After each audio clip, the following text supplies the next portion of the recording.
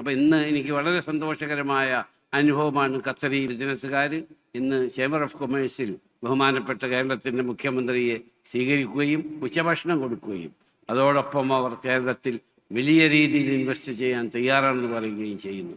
എവിടെ ചെന്നാലും അങ്ങനെയാണ്. ഞങ്ങൾ ഒമാനിൽ ചെന്നു, സുൽത്താനേറ്റ് ഓഫ് ഒമാനിൽ പോയിരുന്നു.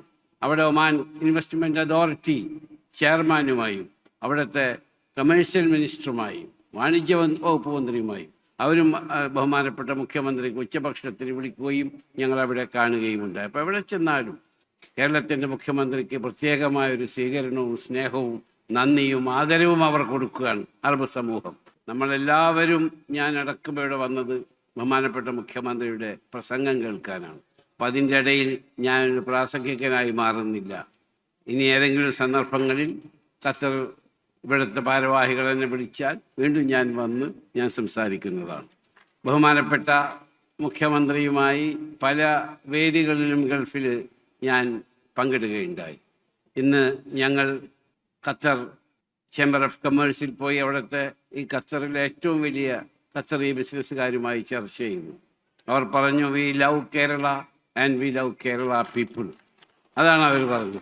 അപ്പോൾ കഴിഞ്ഞ പ്രാവശ്യം ഞാൻ ഖത്തർ എക്കണോമിക് ഫോറത്തിൽ വെച്ച് ബഹുമാനപ്പെട്ട അമീറിനെ കാണുകയും പരിചയം പുതുക്കുകയും സ്നേഹം പുതുക്കുകയും അദ്ദേഹം എന്നോട് പ്രത്യേകമായ സ്നേഹം പ്രകടിപ്പിക്കുന്ന വ്യക്തിത്വമാണ്.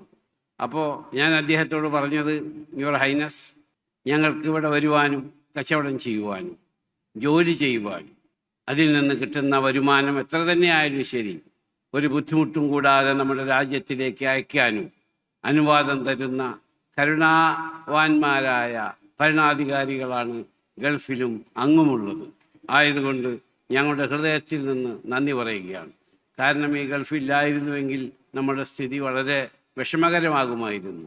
ഇന്ന് ബഹുമാനപ്പെട്ട മുഖ്യമന്ത്രി ഡിക്ലെയർ ചെയ്യുകയാണ്, അന്ന് ദിവസം പറഞ്ഞിട്ടുണ്ട് മന്ത്രി, നമ്മൾ കേരളം ദാരിദ്ര്യമുക്തി, അതായത് ദാരിദ്ര്യത്തിൽ നിന്ന് മുക്തി നേടുകയാണ്. അതിനുവേണ്ടി ഒരുപാട് പരിശ്രമം ഗവൺമെൻറ് നടത്തുന്നുണ്ട്. ഒരുപാട് പുതിയ ഇൻവെസ്റ്റ്മെൻറ്റുകൾ കേരളത്തിൽ വരുന്നുണ്ട്, ഇനിയും വരാനിരിക്കാനുണ്ട്. കാരണം ഭാവി തലമുറ അവർക്ക് അവരുടെ ജോലി, അതാണ് നമ്മുടെ ഈ ഇൻവെസ്റ്റ്മെൻറ്റ് വരികയും വികസിക്കുകയും ചെയ്യുക എന്നതിൻ്റെ അർത്ഥം നമ്മുടെ ഭാവി തലമുറക്ക് ജോലി കൊടുക്കുക എന്നതാണ്. അതിനുള്ള പല പരിശ്രമങ്ങളും നടത്തിക്കൊണ്ടിരിക്കുകയാണ്. അപ്പോൾ ഇന്ന് എനിക്ക് വളരെ സന്തോഷകരമായ അനുഭവമാണ്. ഖത്തറി ബിസിനസ് മഹാന്മാരായ ഖത്തറി കച്ചവട ബിസിനസ്സുകാർ ഇന്ന് ചേംബർ ഓഫ് കൊമേഴ്സിൽ ബഹുമാനപ്പെട്ട കേരളത്തിൻ്റെ മുഖ്യമന്ത്രിയെ സ്വീകരിക്കുകയും ഉച്ചഭക്ഷണം കൊടുക്കുകയും അതോടൊപ്പം അവർ കേരളത്തിൽ വലിയ രീതിയിൽ ഇൻവെസ്റ്റ് ചെയ്യാൻ തയ്യാറാണെന്ന് പറയുകയും ചെയ്യുന്നു. എവിടെ ചെന്നാലും അങ്ങനെയാണ്. ഞങ്ങൾ ഒമാനിൽ ചെന്നു, സുൽത്താനേറ്റ് ഓഫ് ഒമാനിൽ പോയിരുന്നു. അവിടെ ഒമാൻ ഇൻവെസ്റ്റ്മെൻറ്റ് അതോറിറ്റി ചെയർമാനുമായും അവിടുത്തെ കമേഴ്ഷ്യൽ മിനിസ്റ്ററുമായും വാണിജ്യ വകുപ്പ് മന്ത്രിയുമായും അവരും ബഹുമാനപ്പെട്ട മുഖ്യമന്ത്രിക്ക് ഉച്ചഭക്ഷണത്തിന് വിളിക്കുകയും ഞങ്ങളവിടെ കാണുകയും ഉണ്ടായി. അപ്പോൾ എവിടെ ചെന്നാലും കേരളത്തിൻ്റെ മുഖ്യമന്ത്രിക്ക് പ്രത്യേകമായൊരു സ്വീകരണവും സ്നേഹവും നന്ദിയും ആദരവും അവർ കൊടുക്കുകയാണ് അറബ് സമൂഹം. അത് നമ്മളെപ്പോലെയുള്ള ആളുകളുടെ പ്രവർത്തനമാണ് എന്നുകൂടി പറയാനാണ് ഇത്രയും പറഞ്ഞു വെച്ചത്. നിങ്ങൾ എന്നോട് കാണിക്കുന്ന സ്നേഹത്തിനും സഹോദര്യത്തിനും നന്ദി പറഞ്ഞുകൊണ്ട് ഇനിയും ഈ രാജ്യത്തിന് വേണ്ടിയും നമ്മുടെ രാജ്യത്തിന് വേണ്ടിയും നിങ്ങളെപ്പോഴും പ്രവർത്തിക്കണമെന്നും, അതുകൂടാതെ നമ്മളിവിടെ നിന്ന് കിട്ടുന്ന കാശ് നമ്മുടെ കുടുംബം പുലർത്തുന്നതോടൊപ്പം നമ്മുടെ ബന്ധമുള്ള രക്തബന്ധമുള്ളവരെയും ബന്ധമുള്ളവരെയും രാജ്യത്തിനെയും സേവിക്കുകയാണ് നമ്മൾ ചെയ്യുന്നത്. ഇനിയും അത് തുടർന്നു കൊണ്ടുപോകട്ടെ. അത് നമ്മൾക്ക് അനുവാദം തരുന്ന ഇവിടുത്തെ ഭരണാധികാരികളോടുള്ള നന്ദിയും അവർക്ക് ദൈവം അള്ളാഹു ഖൈറും ബർക്കത്തും റഹ്മത്തും ഇസ്സത്തും സമ്പത്തും സമാധാനവും ഇവിടുത്തെ ഭരണാധികാരികൾക്ക് കൊടുക്കട്ടെ എന്ന് പ്രാർത്ഥിച്ചുകൊണ്ട് ഞാൻ അവസാനിപ്പിക്കട്ടെ. ജയ് ഹിന്ദ്.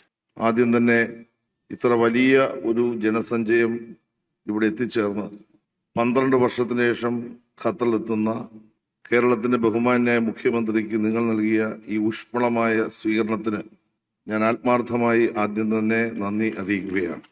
നിങ്ങൾ നൽകിയ ഈ സ്വീകരണം കേരളത്തോട് നിങ്ങൾ കാണിക്കുന്ന സ്നേഹത്തിൻ്റെ പ്രതീകമായിട്ടാണ് ഞാൻ കാണുന്നത്. ഒരു വലിയ വിഷനുമായിട്ടാണ് കേരളത്തിൻ്റെ മുഖ്യമന്ത്രി ഈ GCC രാജ്യങ്ങൾ സന്ദർശിക്കുന്നത്. ഇതിനോടകം ബഹ്റിൻ, മസ്കറ്റ്, സലാല, ഇന്ന് ഖത്തർ, ഈ 4 യോഗങ്ങളിലായി 10,000-കണക്കിന് പ്രവാസികളാണ് കേരളത്തിൻ്റെ മുഖ്യമന്ത്രി എതിരേറ്റത്. അത് കാണിക്കുന്നത് 2031 കേരളത്തിൻ്റെ 75-ാം വാർഷികം എന്ന് പറയുമ്പോൾ അത് നിങ്ങളെല്ലാവരും ഹൃദയത്തിൽ ഏറ്റുവാങ്ങി അംഗീകരിക്കുന്ന ഒരു ചടങ്ങായി ഈ രാജ്യങ്ങളിലെ ഈ മഹത്തായ ചടങ്ങുകൾ മാറുന്നു എന്നതാണ് ഏറ്റവും സന്തോഷകരമായ കാര്യം. ഇവിടെ മലയാള മിഷനും ലോക കേരള സഭയും ചേർന്നാണ് മലയാളോത്സവം സംഘടിപ്പിച്ചിട്ടുള്ളത്. മലയാള മിഷനെ സംബന്ധിച്ചിടത്തോളം 60 രാജ്യങ്ങളിൽ 22 സംസ്ഥാനങ്ങളിലായി 84,013 പ്രവാസി പഠിതാക്കൾ കേരള സർക്കാരിൻ്റെ കീഴിൽ മലയാള ഭാഷ പഠിക്കുന്നുണ്ട്. 121 ചാപ്റ്ററുകളും 3,159 പഠന കേന്ദ്രങ്ങളും 2025 ഒക്ടോബർ വരെ ആഗോളതലത്തിൽ രജിസ്റ്റർ ചെയ്തിട്ടുണ്ട്. പ്രവാസ ലോകത്ത് വിവിധ ജോലികൾ ചെയ്യുന്ന ഭാഷാ പ്രവർത്തകരാണ് അധ്യാപകരായി സന്നദ്ധ സേവനം നടത്തുന്നത്. ഈ 2025 ഒക്ടോബർ വരെ ലോകത്തിന്റെ വിവിധ ഭാഗങ്ങളിലായി 6,899 അധ്യാപകർ സന്നദ്ധ സേവനം ചെയ്യുന്നു എന്നത് അഭിമാനകരമായ കാര്യമായി ഞാൻ കരുതുന്നു. അവരെ എല്ലാവരെയും ഞാൻ ഈ ആത്മാർത്ഥമായി അഭിനന്ദിക്കാൻ ആഗ്രഹിക്കുകയാണ്. Asia, Europe, Africa, Australia, America എന്നീ ഭൂഖണ്ഡങ്ങളിലായി മലയാള മിഷൻ ചാപ്റ്ററുകൾ ഇന്ന് വ്യാപിച്ചു കിടക്കുന്നു. കണിക്കൊന്ന, സൂര്യകാന്തി, ആമ്പൽ, നീലക്കുറിഞ്ചി എന്നീ 4 കോഴ്സുകളിലായി 10 വർഷം കൊണ്ട് പൂർത്തിയാകുന്ന പാഠപദ്ധതിയാണ് മലയാള മിഷൻ നടപ്പാക്കുന്നത്. സംസ്ഥാന സർക്കാരിന്റെ വിദ്യാഭ്യാസ ഗവേഷണ സ്ഥാപനമായ NCERT അംഗീകരിച്ച പാഠപദ്ധതിയാണ് മലയാളം മിഷൻ്റെത്. 10ാം ക്ലാസ് വരെ മലയാളം ഐച്ഛികമായി പഠിച്ചിട്ടില്ലാത്ത പ്രവാസി ഉദ്യോഗാർത്ഥികൾക്ക് കേരളത്തിലെ തൊഴിൽ സാധ്യതകൾ പ്രയോജനപ്പെടുത്തുവാൻ കേരള പബ്ലിക് സർവീസ് കമ്മീഷൻ അംഗീകരിച്ച മലയാളം മിഷന്റെ Neelakurinji senior higher secondary diploma certificate അനിവാര്യമായി മാറിയിട്ടുണ്ട്. പ്രവാസികൾക്കുള്ള ഇന്ത്യയിലെ ആദ്യത്തെ മാതൃഭാഷയിൽ 10ാം ക്ലാസ് തുല്യതാ പരീക്ഷ Neelakurinji senior higher secondary diploma course 2021 അധികാരത്തിൽ വന്ന ശ്രീ പിണറായി വിജയൻ ഗവൺമെന്റ് 2024 വിദ്യാഭ്യാസ വകുപ്പ് വഴി അതിന്റെ പരീക്ഷ നടത്തി അത് കേരള ഗവൺമെന്റിന്റെ നിയമന മേഖലയിൽ അംഗീകരിച്ച ഒരു സന്തോഷകരമായ കാര്യം കൂടി നിങ്ങളെ ഞാൻ അറിയിക്കാൻ ആഗ്രഹിക്കുകയാണ്. ഇവിടെയെല്ലാം നമ്മൾ കാണുന്ന ഒരു കാര്യം ഈ രാജ്യങ്ങളുടെ ഗവൺമെന്റുകളുടെ സഹായമാണ്. ഈ ഖത്തറിലെ ഗവൺമെന്റ് പ്രതിനിധികൾ ഈ വേദിയിലുണ്ട്. ഇത്രയും ആയിരക്കണക്കിന് മലയാളി സഹോദരി സഹോദരന്മാരോട് എത്തിച്ചേരുമ്പോൾ എല്ലാ സഹായങ്ങളും നമുക്ക് നൽകുന്ന മലയാളിയെ ചേർത്ത് പിടിക്കുന്ന ഖത്തറിലെ ഭരണാധികാരികളോടുള്ള നന്ദിയും സ്നേഹവും ഞാൻ ആത്മാർത്ഥമായിട്ട് അറിയിക്കുകയാണ്. കേരളത്തിന്റെ വികസനം, കേരളത്തിന്റെ ക്ഷേമം തീർച്ചയായിട്ടും അത് ഹൃദയത്തിൽ ഏറ്റുവാങ്ങിയ 9 വർഷങ്ങളാണ് പിന്നിട്ടത്. ബഹുമാന്യ മുഖ്യമന്ത്രി ഇന്നലെ നടത്തിയ പ്രഖ്യാപനത്തോടു കൂടി ലോകത്ത് ഏറ്റവും കൂടുതൽ 65 ലക്ഷം ജനങ്ങൾ പെൻഷൻ വാങ്ങുന്ന 2,000 രൂപ പെൻഷൻ വാങ്ങുന്ന ഒരു സംസ്ഥാനം അത് കൊച്ചു കേരളം മാത്രമാണ്. ഒരു സന്തോഷകരമായ കാര്യം കൂടി പറഞ്ഞ് ഞാൻ അവസാനിപ്പിക്കുകയാണ്. നവംബർ 1-ാം തീയതി കേരളത്തിലെ മുഖ്യമന്ത്രി നേരത്തെ പ്രഖ്യാപിച്ച കാര്യം യാഥാർത്ഥ്യമാകുന്നു. 64,000 ഏറ്റവും പാവപ്പെട്ട ദരിദ്ര ആളുകളുണ്ടായിരുന്ന ഒരു സംസ്ഥാനത്ത് ഈ നവംബർ 1 ഒരാൾ പോലും ദരിദ്രരില്ലാത്ത ഇന്ത്യയിലെ ഒരുപക്ഷെ ലോകത്തെ ആദ്യത്തെ സംസ്ഥാനമായി കേരളം മാറും.